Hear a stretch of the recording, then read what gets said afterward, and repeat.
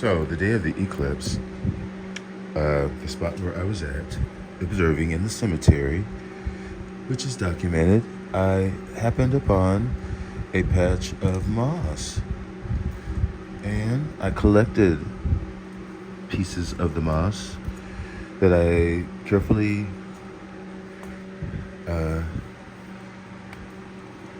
lifted up from the ground, and this is what I got to be used on something. And you can see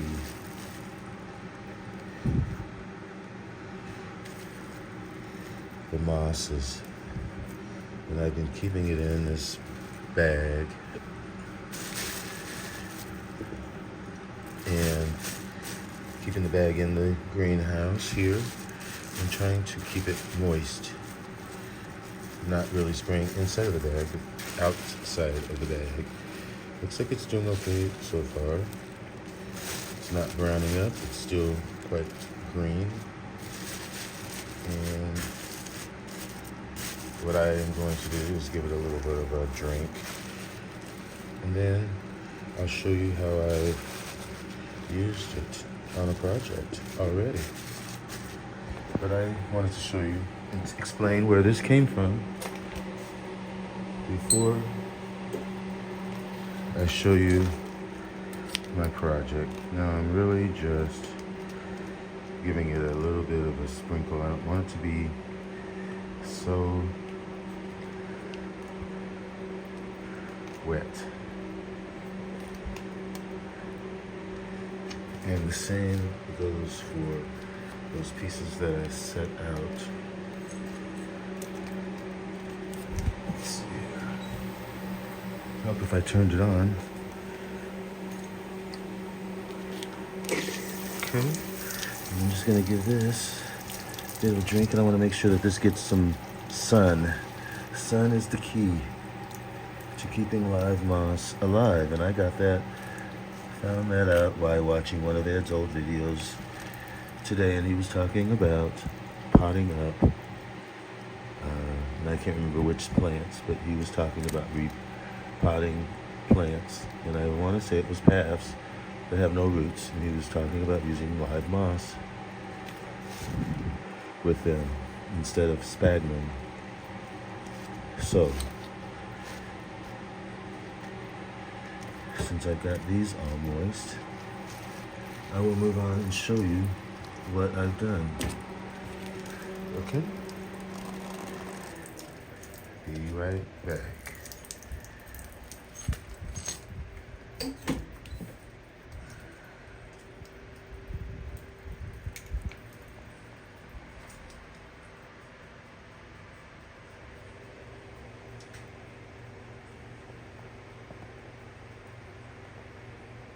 And I hope you are seeing this, because I have not turned on any light, although I can. All right, and you can see that I've got two plants. This is Epidendrum cristatum, or reniferum, and then this is Nemoria wallisii.